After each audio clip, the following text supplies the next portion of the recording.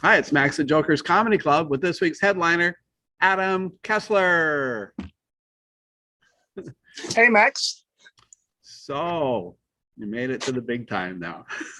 Yeah, for sure. Yeah. Yeah. So you did comedy for a long time before you finally went quit your job and went full time, right? Yeah. I started in 2003 doing like open mics and hosting shows different places, and then I went to like I was working a day job at a credit union, and uh, I went.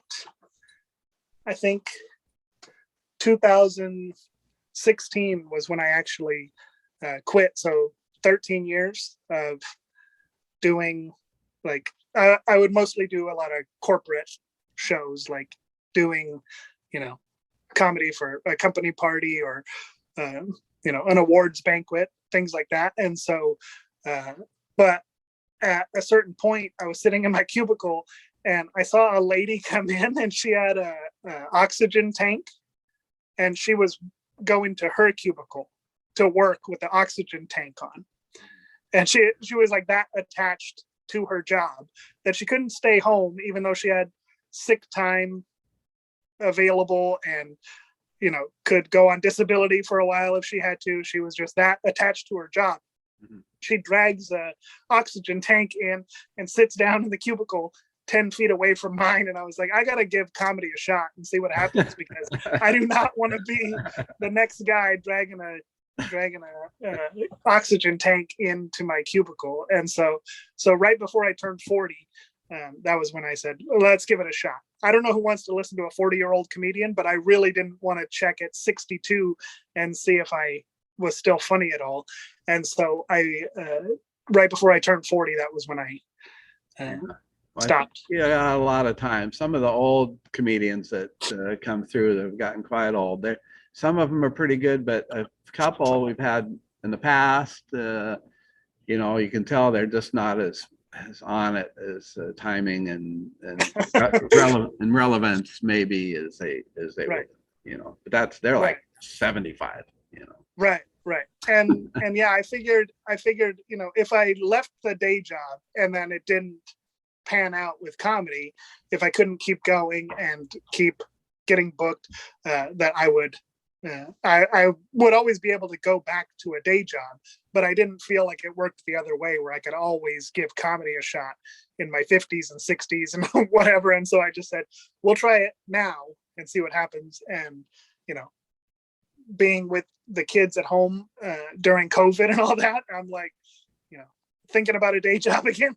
Just going, I don't want to be in my house. I'd rather be out being a comedian. But then when that stopped being an option, you kind of get stuck. But and you have kids. You have what, 4 kids now, or 3 kids? Three. I have 2 girls and a boy, mm-hmm. and I was with them the whole pandemic because they were doing school online, and I realized I could never be a teacher, because I couldn't even keep up with their online schedule and making them do homework 2 hours a day or whatever it was.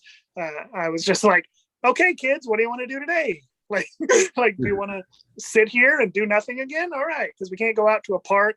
All that stuff is closed. And so it was like a bunch of in the house, getting to know your children time, and not what I wanted to do.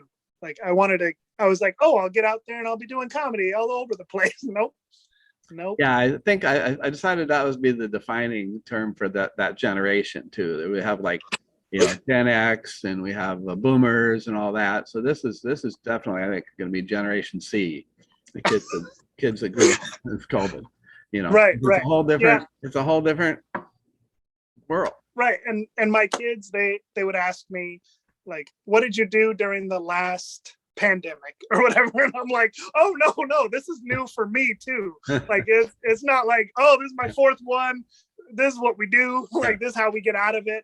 No, it's our first one. We're in the trenches. And but yeah. But they think that I'm the old guy that has been through, a bunch of other pandemics before. And so, interesting to talk to a 6-year-old or an 8-year-old about your first pandemic, and it's their first one too.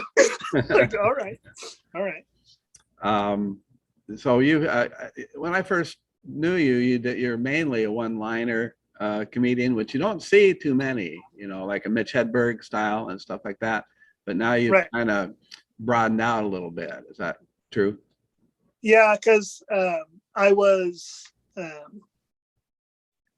wouldn't say I was bored with my comedy, but I wanted to talk to the comedians that I really liked watching, and none of them ended up being one-liner type comedians or even joke type comedians. They kind of, and so I was like, what is it about their act that makes me want to go and watch it again?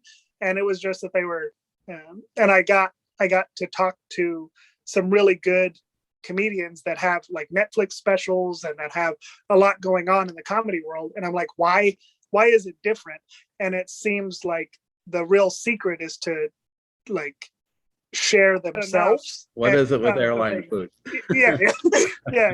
And so I did the other, like a month ago in Spokane, I did tell a bunch of airline jokes, but it was I realized after, I was like, oh yeah, like comedians, they shy away from topics that they feel like are overdone or whatever.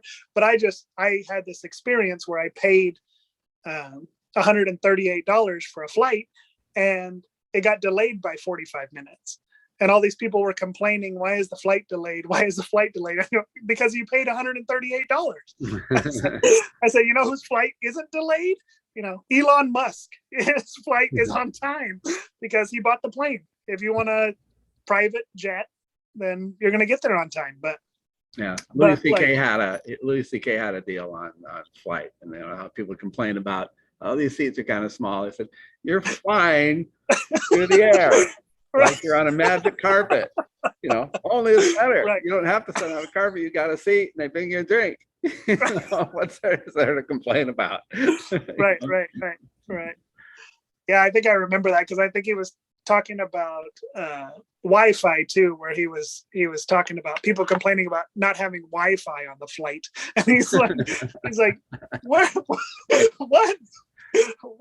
Like they'll complain about anything really. And so you're watching a full-length movie, and when you came back to New York, a great movie we hadn't seen before, and then you can see where the plane is, and they show you exactly where the plane was over the country and stuff like that. Right.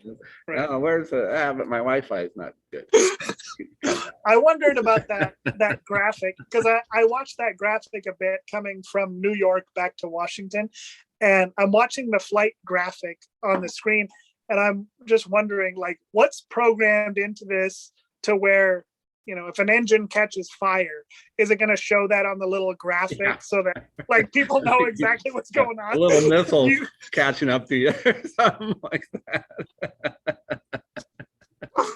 How much of this are they showing us that's, like, not going to scare us? Have a little dot. Your seat is here. The fire started in engine 4 back here. Yeah.